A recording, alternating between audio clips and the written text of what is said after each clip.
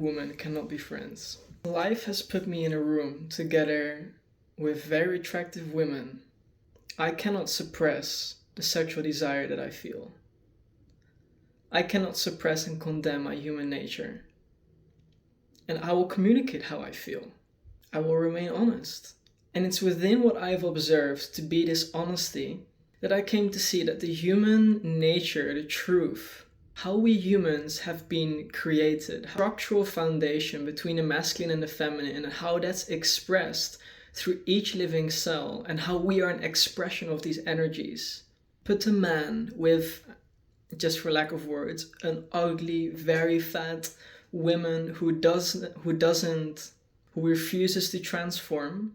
This man will rather choose the more attractive woman to be in his life. In a world within the conflict and duality, men acting from their sexual wounds will always feel lack, will always find ways to fill in that empty wound that they have, that empty void, by seeking the warmth through the feminine, by having sex as a means to escape how they really feel. Women who do not know what they really want, women who cannot vocalize what they want, who do not know what they need, women barely aware of any standards and who have male friends, they will always be taken granted for, be used by these men. Men and women cannot be friends. Most men and women who are friends end up fucking each other. That's just the human nature, that's just the way it is. It goes beyond chemistry. We are designed to be like that. That's why sacred union will always be the answer. True commitment to one person will just always be the answer. Everything outside of this commitment is just playing and living through the distortion of our unhealed sexual wounds. We deny the sacredness of sexual energy and our sexuality by doing that. Adam and Eve is a true reality. It exists within the structure of our 12-dimensional reality that we live in right now. And it exists for a reason. It's a plane. Matter of fact, it's so intertwined with ours. We've just lost connection to this structure because we continue to perpetuate this conflict wound of our sexuality by continuing to be with people or be in these situationships without being truly clear on what we want and what we need. If the woman will not speak up, she will always be taken for granted. She will always be used. For women, just don't be alone with a man in a room.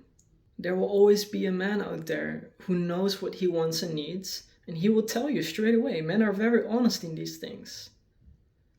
And for women, it's just important to settle for the right man. And I've come to observe in my own life that the only true way to feel if something is correct, if it feels light and expansive. Now, of course, pain will always arise. Of course, there will always be fights and arguments. But the truth is that commitment, that deep trust and devotion to God and love within ourselves, transcends anything of that, transcends any distortion.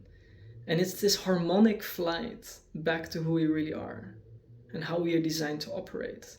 Life is not designed to endlessly dwell in these situationships between men and women and perpetuating this war between one another in this fight.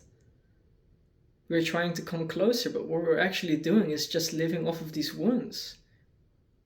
The only way is to look within ourselves and find how sacred our sexuality actually is, and that we are designed to relate with one another through this type of committed union,